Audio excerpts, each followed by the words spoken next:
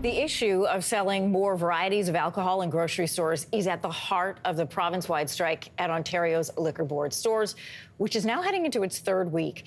The Ontario government is so on board with this push to get pre-mixed canned alcoholic drinks into more stores, it's actually doubled down. They've moved the date of the sales up. This is after LCBO workers walked off the job earlier this month. But now, government data shows that fewer than 4% of Ontario's grocers have actually applied for this new expanded alcohol retail license. So joining us this morning on why the hesitation, what this means, is retail expert Bruce Winder. Good morning. Good morning. Thanks for having me on, Anne-Marie. Okay, why aren't grocery stores signing up? What are the concerns here? Couple of things. One is they don't make enough profit on alcohol. Believe it or not, the gross margin on alcohol in retailers and groceries is less than 5%. And that's not enough to really, run the store and pay the overhead and pay employees. The second thing is that if you're a larger grocery store or retailer over 4,000 square feet, on January 1, you become the de facto return center for beer bottles and cans and everything like that, wine bottles. And that requires a lot of investment. That requires extra labor hours, requires extra capital for machinery. And it also creates a problem around hygiene because you can't have used cans and things being mixed in with fresh food. So there's a couple of big things right now. And I think that's one of the reasons, the big two reasons why grocers haven't really signed up. Why wouldn't convenience stores be facing the same kind of issues?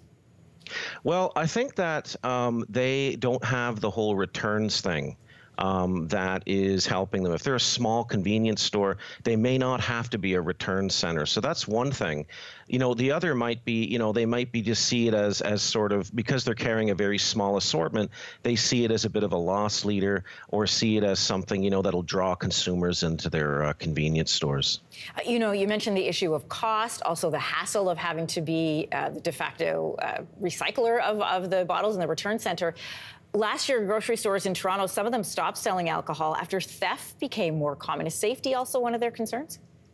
Yeah, it's a great point, Anne-Marie. I mean, we've all seen the videos, right, on the web of people going into the LCBO and just stealing a whole bunch of alcohol. That's an issue that is going to translate into grocery and variety stores, too. So that costs, you may have to hire extra security guards and other folks and change processes to counteract that as well.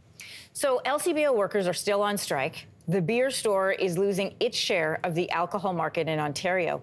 If this new program fails to become fully integrated, how then does that change how the government deals with those two companies? The LCBO is saying, leave us alone. We want to operate as we wish. The province is saying, we need you to operate differently.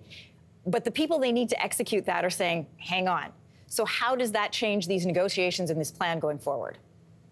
Yeah, I think it's going to lower the leverage of LCBO negotiating with the union because, if not a lot of retailers and supermarkets take up on the program, that was sort of the ace that the government, I think, has been using. And you're just not going to see the volume distribution that the government had planned. So if they have any plans to close LCBO stores or downsize them, they may not be able to because they need those folks in place to do the work. We're into the third week. We're already starting to hear from restaurants and places that sell alcohol. It's getting more difficult to get stock and supply. Where do you see this going?